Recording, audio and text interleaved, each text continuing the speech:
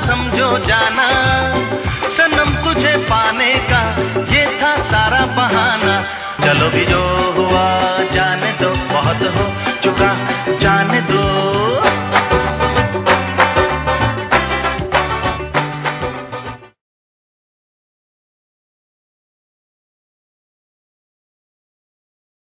Hi Wasim, thank you for your question.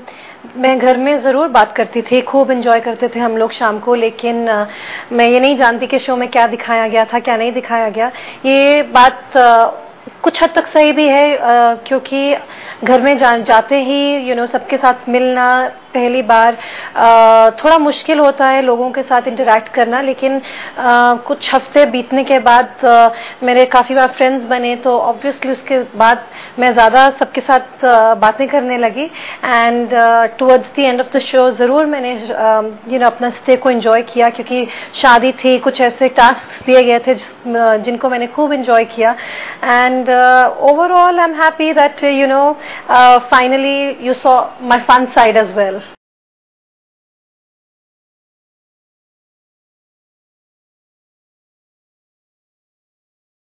Hi Anil, thank you for your question. मुझे बहुत बुरा लगा जब डॉली जी और श्वेता जी की लड़ाई हुई। आई वॉज वेरी अपसेट, क्योंकि डॉली जी ने बहुत गंदी लैंग्वेज का इस्तेमाल किया, और मुझे नहीं लगता कि आप किसी से भी इतनी बुरी तरह बात कर सकते हैं, चाहे वो शो पे हो या फिर बाहर हो रियल लाइफ में। मुझे ये बिहेवियर पसंद नहीं है। तो जब श्वेता के साथ वो इतनी बुरी तरह बात कर रही थी, मुझे लगा कि बाकी घर वालों ने खड़े होके उनका साथ नहीं दिया। They didn't make a stand for her, so I was very upset. And Shweta खड़े होके रो रही थी, तो उस वक्त स्पॉन्टेनियसली आई गॉट अप। मैं श्वेता को उठा के कमरे में ले गई। And I just, I wanted to control the situation for Shweta, क्योंकि वो चुपचाप वहाँ पे रो रही थी और कोई उनकी मदद के लिए आगे नहीं बढ़ा। तो मैं उनको कमरे में अंदर ले गई और मैं बस उनको यही बोल रही थी कि calm down, and ये जो डॉली जी कर रही हैं उनका बिहेवियर बहुत इंडिसेंट है। And at that time I felt कि अगर मैं उनको काम डाउन करूंगी, उनको चुप कराऊंगी तो बेहतर होगा, बिकॉज गुस्से में लोग क्या कुछ नहीं कर सकते। एंड डॉली जी से तब मैं बात नहीं करना चाहती थी, क्योंकि मुझे मालूम है वो किस तरीके की औरत हैं, और उनसे बात करती तो वो ज़रूर आगे से और बुरे शब्दों का इस्तेमाल करती। तो मैंने श्वेता को सपोर्ट दिया। मैं सिर्फ यही चाहती थी कि श्वेता कंफर्टेबल हो जाए और ठंडे दिमाग से सोचे।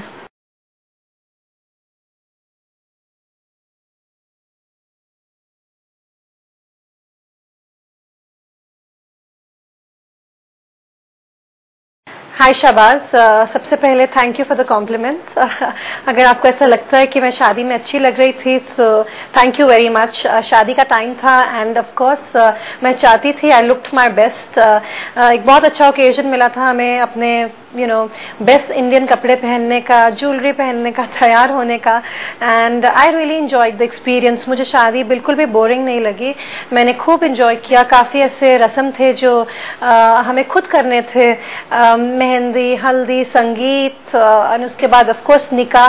तो हमारे लिए ये बहुत ही एक्साइटिंग रहा, क्योंकि डॉली जी के आने के बाद घर में बहुत टेंशन हो गई थी, सब काफ़ी अपसेट रहते थे और खूब लड़ाई झगड़े हो गए थे। तो जब हमें सारा और अली की शादी के बारे में पता चला, हम लोग बहुत खुश हुए, क्योंकि आपके खुद के घर में भी जब कोई शादी होती है, कोई वेडिंग होती है, तो इट्स अ हैप्पी ओकेजन। तो हमने सोचा कि सारा और अली के लिए हम बहुत खुश थे, घर के अंदर बहुत खुश थे, और हम सिर्फ यही चाहते थे कि अपना बेस्ट करें, उनको अपने घर वालों की कमी महसूस ना होने दें। So for me it was a lot of fun, dance किया, एंजॉय किया। एंड आप मुझसे पूछ रहे थे कि मेरा फेवरेट कलर क्या है, तो मैं कहूँगी ग्रीन। मैंने शादी के टाइम पे एक बॉटल ग्रीन रंग की साड़ी पहनी थी, उसको पहन के मुझे बहुत अच्छा लगा एंड मुझे बहुत कॉम्प्लीमेंट्स मिले।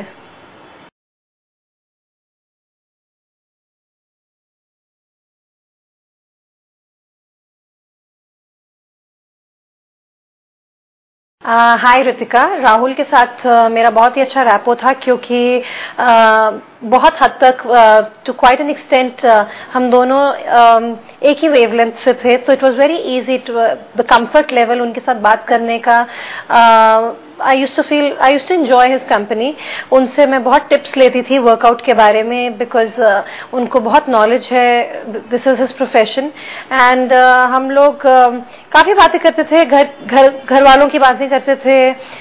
मैं उनसे अपनी नेफ्यू के बारे में बहुत बातें करती थी.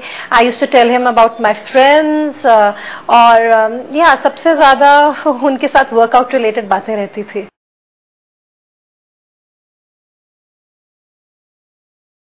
हाय विजित, आपका क्वेश्चन बहुत ही फनी है, लेकिन मैं अपना और वीना का कुछ कंपैरिजन नहीं कर सकती. आपने जो शो पे देखा होगा, I am sure you have an opinion of your own. Veena और मैं बहुत ही अलग हैं दोनों. किसी को मसाज देने का मेरा मन बिल्कुल नहीं किया उधर.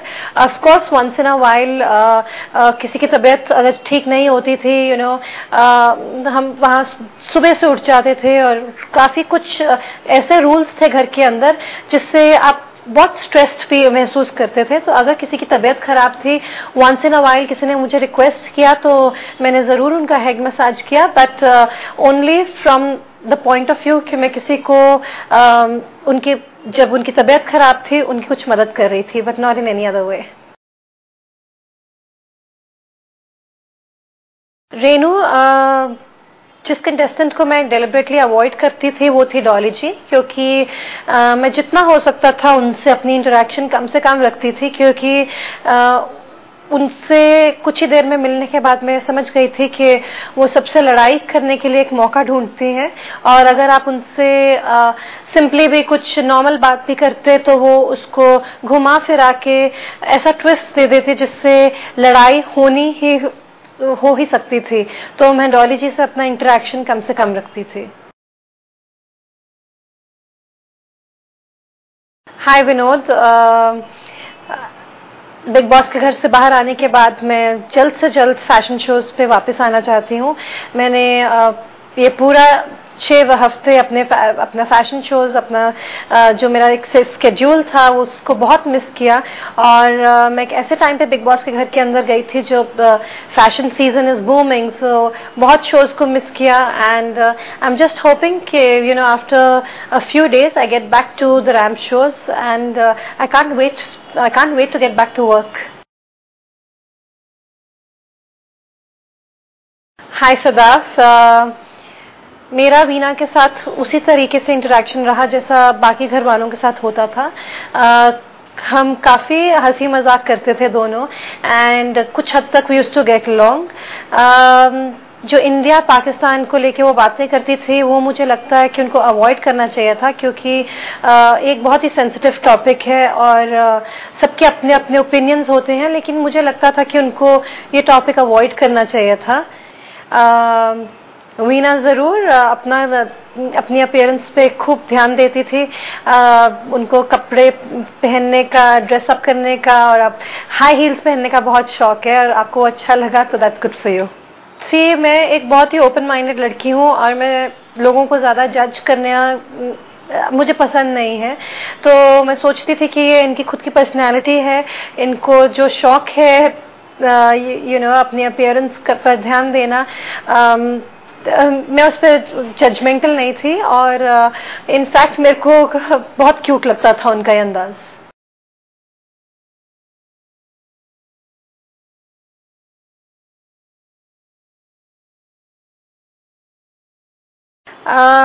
जी, मैं अश्मित, रिशांत और राहुल किसी में भी इस वे में इंटरेस्टेड नहीं थी कि मेरा उनके साथ कोई रिलेशनशिप हो या फिर कुछ फ्लिंग हो. आपने नोटिस किया कि इनिशियली रिशांत यू नो मेरे में इंटरेस्टेड थे, लेकिन मैं उनकी तरफ में, मुझे उनमें कुछ इंटरेस्ट नहीं था. मेरे लिए वो एक हाउसमेट की तरह थे, एक फ्रेंड की तरह थे इनिशियली, लेकिन उनके अगर उन्होंने मुझे अप्रोच करने की कोशिश की उससे मुझे डिस्कम्फर्ट था. So I just made it very clear कि मैं इस घर में किसी के साथ किसी तरह का फ्लर्टेशियस रिश्ता बनाने नहीं आई हूँ. And for me as far as जहाँ तक फ्रेंडशिप थी वो ठीक था. उससे ज़्यादा मुझे किसी चीज़ में इंटरेस्ट नहीं थी.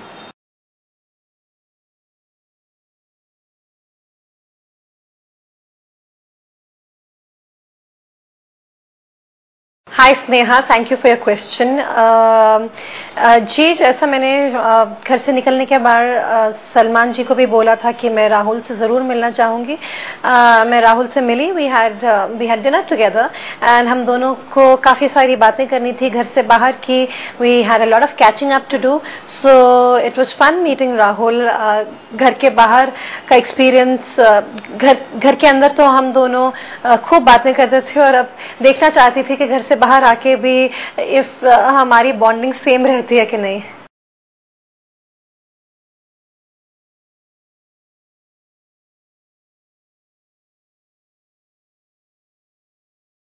हाय Rahul, thank you for your question.